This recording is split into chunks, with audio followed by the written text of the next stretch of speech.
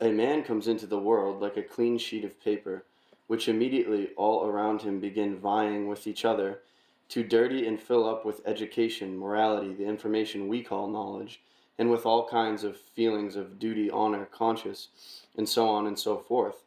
And each and all claim immutability and infallibility for the methods they employ for grafting these branches on to the main trunk, called man's personality. The sheet of paper gradually becomes dirty, and the dirtier it becomes, that is to say, the more a man is stuffed with ephemeral information,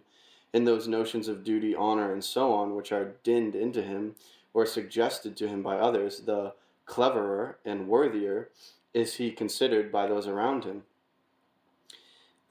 And seeing that people look upon his dirt as a merit, he himself inevitably comes to regard this same dirtied sheet of paper in the same light. And so you have a model of what we call a man, to which frequently are added such words as talent and genius. And the temper of our talent, when it wakes up in the morning, is spoiled for the whole day if it does not find its slippers beside the bed. The ordinary man is not free in his manifestations, in his life, in his moods. He cannot be what he would like to be, and what he considers himself to be. He is not that. Man, how mighty it sounds! The very name man means the acme of creation. But how does his title fit contemporary man?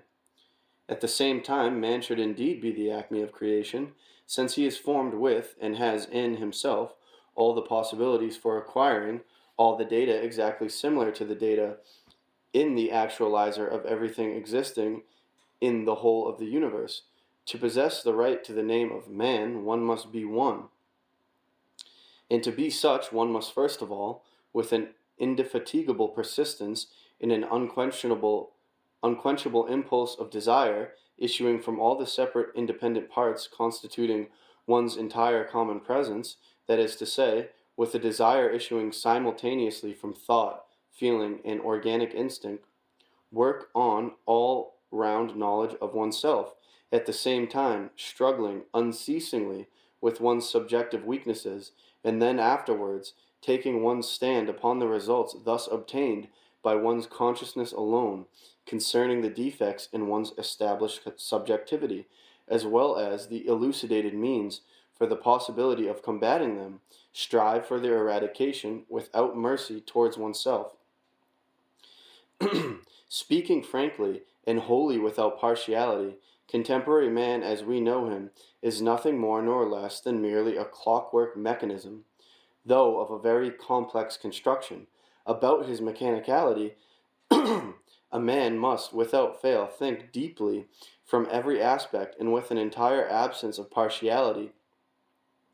and well understand it, in order fully to appreciate what significance that mechanicality and all its involved consequences and results may have both for his own further life as well as for the justification of the sense and aim of his arising in existence. For one who desires to study human mechanicality in general and to make it clear to himself, the very best object of study is he himself with his own mechanicality, and to study this practically and to understand it sensibly with all one's being and not psychopathically, that is, with only one part of one's entire presence, is possible only as a result of correctly conducted self-observation.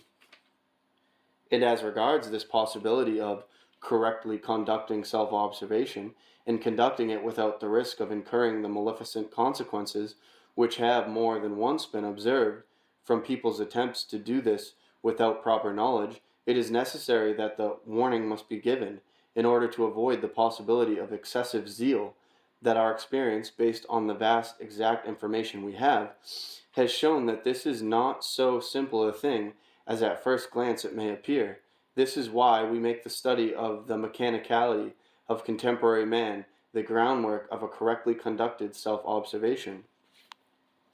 Before beginning to study this mechanicality and all the principles for a correctly conducted self-observation, a man in the first place must decide, once and forever, that he will be sincere with himself unconditionally, will shut his eyes to nothing, shun no results wherever they may lead him, be afraid of no inferences, and be limited by no previous self-imposed limits. And secondly, in order that the elucidation of these principles may be properly perceived and transubstantiated in the followers of this new teaching, it is necessary to establish a corresponding form of language, since we find the established form of language quite unsuitable for such elucidations. As regards the first condition, it is necessary now, at the very outset, to give warning that a man unaccustomed to think and act along lines corresponding to the principles of self-observation must have great courage to accept sincerely the inferences obtained and not to lose heart, in submitting to them, to continue those principles further with the crescendo of persistence obligatorily requisite for this. These inferences may, as is said, upset all the convictions and beliefs previously deep-rooted in a man, as well as also the whole order of his ordinary mentation, and in that event he might be robbed, perhaps forever, of all the pleasant, as is said, values dear to his heart, which have hitherto made up his calm and serene life. Thanks to correctly conducted self-observation, a man will from the first days clearly grasp and indubitably establish his complete powerlessness and helplessness in the face of literally everything around him.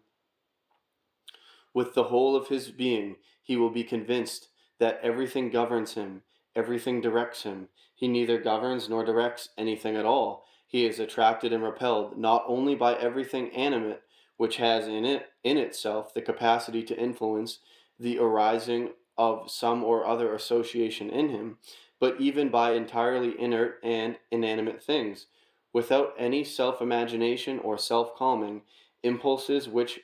have become inseparable from contemporary men. He will cognize that his whole life is nothing but a blind reacting to the said attractions and repulsions.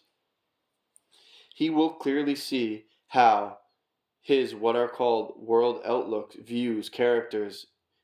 taste, and so on are molded. In short, how his individuality was formed and under what influences